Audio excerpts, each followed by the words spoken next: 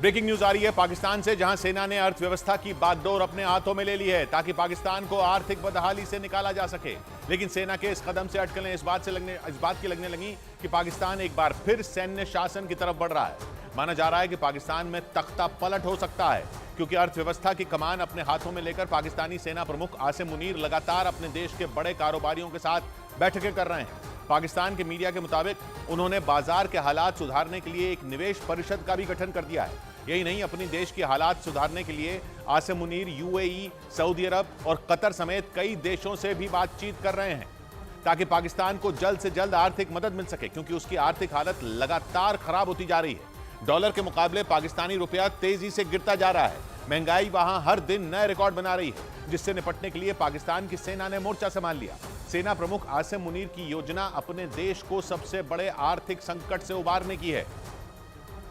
हालांकि ये काम बहुत ज्यादा मुश्किल है, क्योंकि पिछले एक साल में पाकिस्तान की सरकार लाख कोशिश के बावजूद अपने देश की हालत नहीं सुधार पाई। इस वजह से पाकिस्तान में सरकार के खिलाफ भयंकर गुस्से का माहौल हो गया और महंगाई से त्रस्त लोग अपने देश की ही सरकार को गालियां देने लगे। ऐसी स्थिति में सेना प्रमुख आसिम मुनीर ने पाकिस्तान की अर्थव्यवस्था की बागडोर अपने हाथों में ले ली।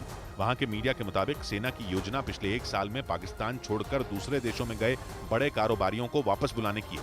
उम्मीद जताई गई कि पाकिस्तान में जल्द ही खेती, खनन और IT सेक्टरों में ये कारोबारी बड़ा निवेश करेंगे। लेकिन माना जा रहा है कि आसिम मुनीर का यह कदम पाकिस्तान में एक बार फिर सेना के शासन की तरफ बढ़ता दिख रहा है। अटकलें इस बात की भी हैं कि वहां कभी भी तख्ता पलट हो सकता है, क्योंकि पाकिस्तान में इससे पहले भी कई बार सेना तख्ता पलट कर चुकी है और इस बार तो पाकिस्तान के हालात बहुत ज्यादा खराब हैं। क्योंकि सरकार के खिलाफ लोगों में भारी गुस्सा है।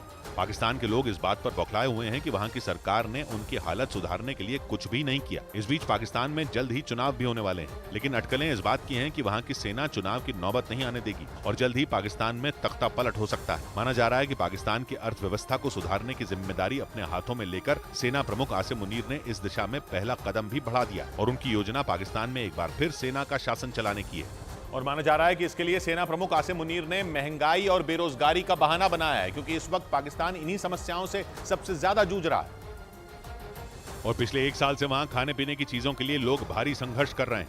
आटा, दाल, तेल और सब्जियों समेत सभी चीजों के दाम आसमान पर हैं। पेट्रोल और डीजल की कीमतें रोज बढ़ रही हैं। एक अमेरिकी डॉलर 307 पाकिस्तानी रुपए के बराबर पहुंच गया। यही नहीं, पाकिस्तान का मुद्रा भंडार लगभग खत्म हो रहा है, जिससे वो चाहकर भी विदेश से सामान मंगवा नहीं सकता, क्योंकि उसके लिए उसे डॉलर में पेमेंट करनी होगी, जो उसके पास बहुत कम ही बचे हैं। विदेश से आयात घटने से पाकिस्तान में कई उद्योग या तो बंद हो गए या फिर बंद होने की कगार पर। कारखानों पर ताले लटकने से लाखों लोग बेरोजगार घूम रहे हैं।